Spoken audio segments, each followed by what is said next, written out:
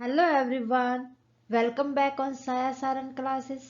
12th class मैं आपके सामने फिर हाजिर हूँ बिजनेस स्टडी की एक और न्यू क्लास के साथ। आज की क्लास को स्टार्ट करने से पहले देख लेते एक मोटिवेशनल थॉट जिससे हमें एनर्जी मिलती है।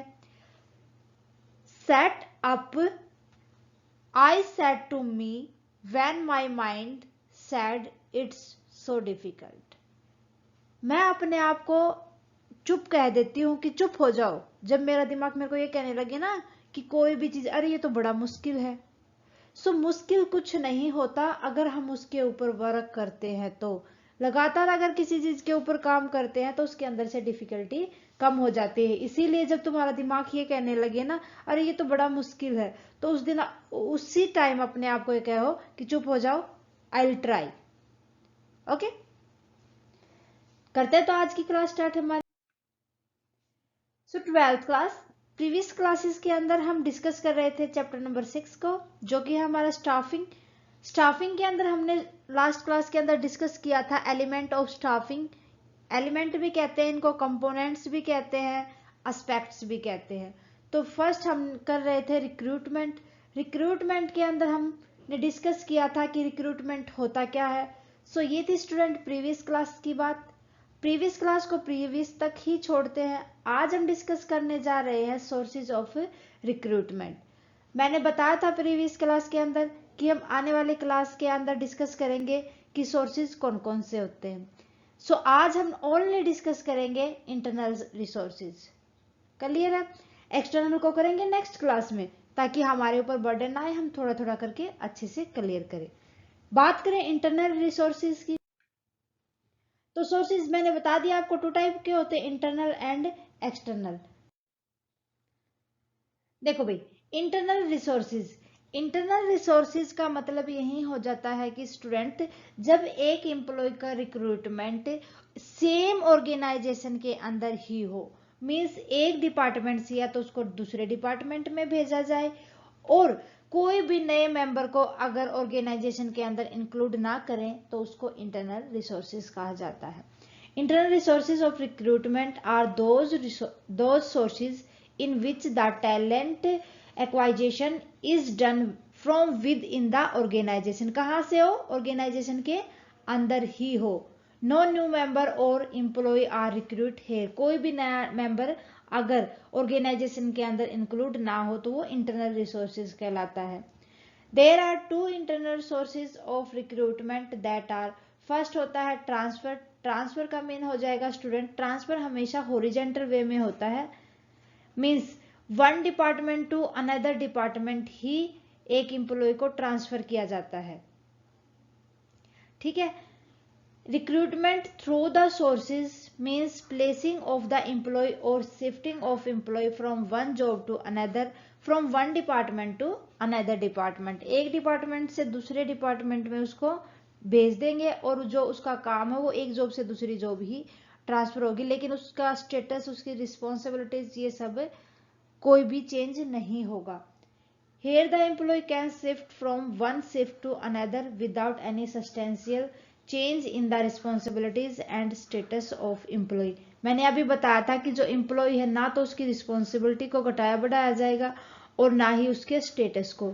जिस टाइप का वो काम कर रहा था उसी लेवल का उसको सैलरी मिलेगी, उसी टाइप का उसको काम दिया जाएगा। This is horizontal shift in position of an employee. ये क्या होता है? हॉरिजेंटल शिफ्ट होता है किसके अंदर? एम्प्लॉय की पोजीशन के अंदर, एक ही लेवल पे, मीन्स। तो ये था ट्रांसफर। अब बात करें अगर हम प्रमोशन की, तो प्रमोशन स्टूडेंट ये होता है अगर एक जॉब से बंदे का प्रमोशन करके उसको बी जॉब पर पहुंचा दे।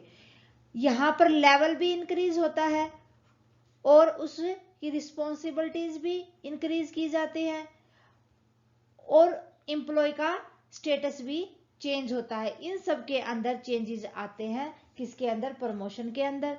इसमें हम क्या करते हैं? एक एम्प्लॉय को उसकी हायर पोजीशन के ऊपर फिल करते हैं। रिक्रूटमेंट कैसे की जाएगी? एक एम्प्लॉय को उससे हायर पोस्ट पर पहुंचा दिया जाएगा। ठीक है। Through this process vacancies in higher position are filled. यहां पर क्या होती है? हायर वैकेंसीज फिल की जाती है। This is also known as the vertical shift of employee. इसी को क्या कहा जाता है कि वर्टिकल शिफ्ट ऑफ एम्प्लॉय कहा जाता है। वर्टिकली कि हम उसके ओहदे को बढ़ाएंगे तो लेवल नीचे वाले लेवल से हम अप करेंगे। यहां पर क्या होता है, अपवर्ड शिफ्ट होता है, ये होता है अपवर्ड शिफ्ट। और जो ट्रांसफर था वो लेफ्ट टू राइट शिफ्ट होता था। Okay, in this people are given higher and greater responsibilities of the organisation. यहाँ पर जो लोग होते हैं वो क्या करते हैं, उनको जो उनकी पोजीशन थी उससे हायर दे देंगे और उसकी रिस्पॉन्सिबिलिटीज को भी ऑर्गेनाइजेशन के अंदर बढ़ा दिया जाएगा। This practice help in improving motivation, loyalty and satisfaction among the employee. जो ये प्रमोशन किया गया है ये हेल्प करता है उस एम्प्लॉय को मोटिवेट करने में, उसकी लॉयल्टी को बढ़ाने में और उसको संतुष्ट ज्यादा करता है। Okay, this also initiate a chain of promotion at lower level too. अब ये देखो, initiate a chain of promotion at lower level. अगर हम एक मान लो एक नॉर्मल वर्कर है, अगर उसका प्रमोशन करके उसको थोड़ा सा हायर पोस्ट पर हम उसको मिडिल लेवल में लेके जाते हैं, मिडिल लेवल में अगर लेके जाते हैं तो क्या होगा, उसको इनिशिएशन बढ़ेगा उसका और उसके अंदर सेटिस्फेक्शन भी आएगा, मोटिवेट भी होगा। तो प्रमोशन के अंदर ओवरऑल की जो रिस्पॉन्सिबिलिटीज हैं, जो स्टेटस है और जो लेवल है एक एम्प्लॉय का, वो सब इंक्रीज होता है।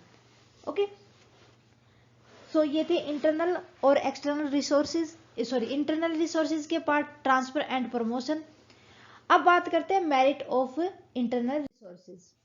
अगर हम मेरिट की बात करें कि इसके लाभ क्या क्या होते हैं, बेनिफिट क्या क्या होते हैं, तो फर्स्ट, बूस्ट एम्प्लॉय मोराल। अब देखो, अगर प्रमोशन के अंदर देखते हैं, प्रमोशन के अंदर एक एम्प्लॉय को उसकी हायर पोस्ट पर पहुंचा दिया गया है, हायर पोस्ट के साथ उसकी रिस्पॉन्सिबिलिटी भले ही बड़ी हो लेकिन वो संतुष्ट होता है अपने अंदर ही कि हाँ मैं तो, मेरा लेवल बढ़ गया, मेरी सैलरी बढ़ गई है। तो इससे क्या होता है, जिस तरीके से वो हायर पोजीशन पे गया तो वो मोटिवेट हुआ, मोटिवेट होने से उसका मोरल भी इंक्रीज होता है। Second, reliable method.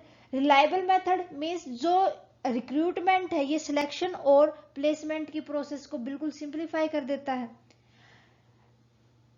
क्योंकि किसी भी ऑर्गेनाइजेशन के अंदर अगर हम पहले से ही अगर रिक्रूटमेंट ये देखेंगे कि इस तरीके से हमें हमारे ऑर्गेनाइजेशन के अंदर ही एम्प्लॉय मिल गए हैं तो हमें बाहर से एक्सटर्नली मंगवाने की नीड नहीं होती।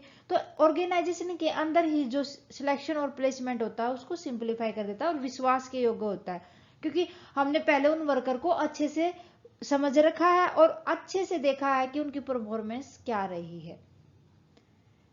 Third, tool of training. Tool of training पहले से प्रिपेयर होते हैं, क्योंकि क्या होता है कि जिस जॉब पर प्रमोशन और ट्रांसफर जो जॉब थी उनकी हमने उसकी परफॉर्मेंस ऑलरेडी देख चुकी थी, ठीक है, कि वो कैसा काम करता है, टाइम पे काम करता है या नहीं टाइम पर काम करता है। यहां पर ना ही उसको ट्रेनिंग की नीड होगी क्योंकि वो पहले से ही वहां काम कर चुका है। Fourth, career balance. अब देखो, अगर एम्प्लॉय को एक डिपार्टमेंट से ए डिपार्टमेंट से बी डिपार्टमेंट में भेज दिया, ये सेल डिपार्टमेंट था, अगर इसको हमने परचेज डिपार्टमेंट के अंदर भेज दिया तो इसको आइडिया तो होता ही है काम करने का आइडिया होता है, इसलिए वो अगर वो एक डिपार्टमेंट से दूसरे डिपार्टमेंट में गया तो बैलेंस बना के रख सकता है अपने काम के अंदर।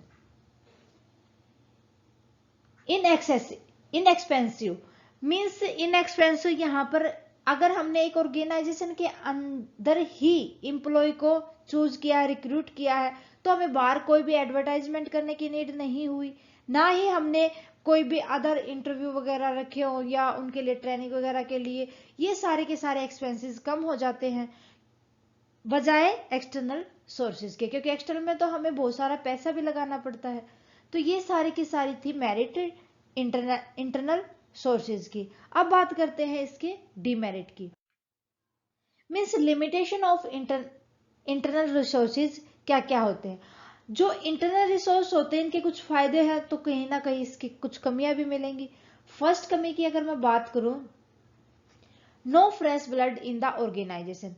भाई यहाँ पर कोई भी न्यू टैलेंट हमें देखने को नहीं मिलेगा, पुराना ही जो एम्प्लॉय है उन्हीं को हम देखते हैं, उन्हीं को आगे बढ़ाते हैं काम में, या उन्हीं को जो फील्ड थी, जो सीट थी हमारे पास, उसी पर फिल कर देते हैं। इस वजह से हमें न्यू टैलेंट देखने को नहीं मिलता। एक कमी एक यहाँ ये है।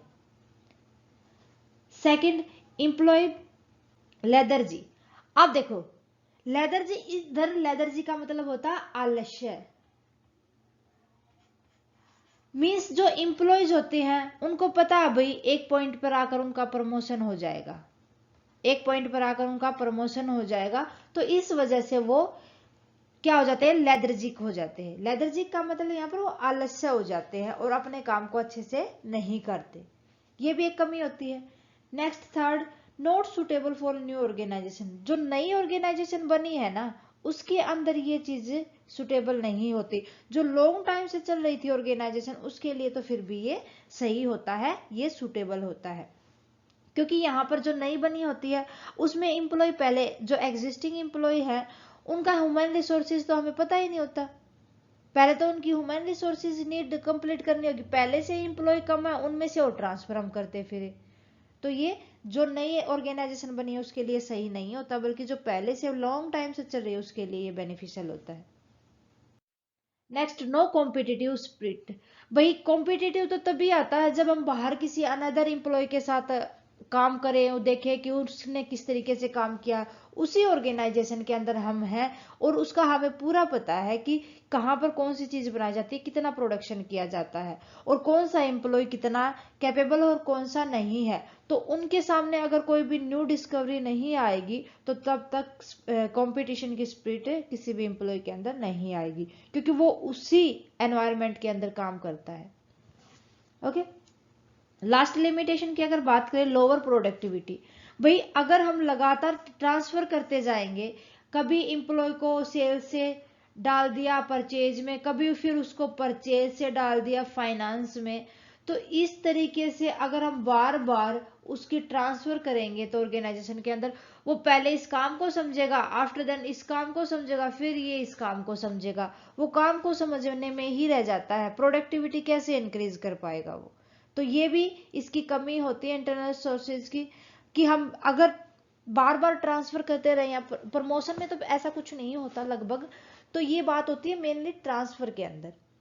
ठीक है, तो मेरे ख्याल से आपको अच्छे से समझ आ गया होगा कि इंटरनल सोर्सेज होते क्या है, इनके फायदे भी पता चल गया आपको, इनके नुकसान भी पता चल गया। सो स्टूडेंट, आज के लिए बस इतना ही। उम्मीद है कि आपको अच्छे से समझ आया होगा। नेक्स्ट क्लास के अंदर हम डिस्कस करेंगे एक्सटर्नल रिसोर्सेज को, कि हम जब रिक्रूटमेंट करते हैं तो बाहर से किस तरीके से न्यू एम्प्लॉय, न्यू टैलेंट को हम अपने ऑर्गेनाइजेशन के अंदर लेके आएंगे। सो आज के लिए बस इतना ही। स्टूडेंट, आने वाली क्लास को बिल्कुल भी मिस ना करें, क्योंकि इसी का पार्ट है और बहुत ही इंपॉर्टेंट होने वाली है। अगर कोई भी आपको डाउट है क्लास के अंदर, प्लीज आप हमें कमेंट सेक्शन में लिख दें, जितना जल्दी पॉसिबल होगा आपके लिए एक हम डाउट क्लियर क्लास रख लेंगे और आपके डाउट को इजीली सोल्व करेंगे। स्टूडेंट, क्लास कैसी लगी आप हमें कमेंट करके बताएं। अच्छी लगे तो प्लीज लाइक और अदर स्टूडेंट के साथ ज्यादा से ज्यादा शेयर करें। थैंक यू स्टूडेंट, मिलते हैं नेक्स्ट क्लास में।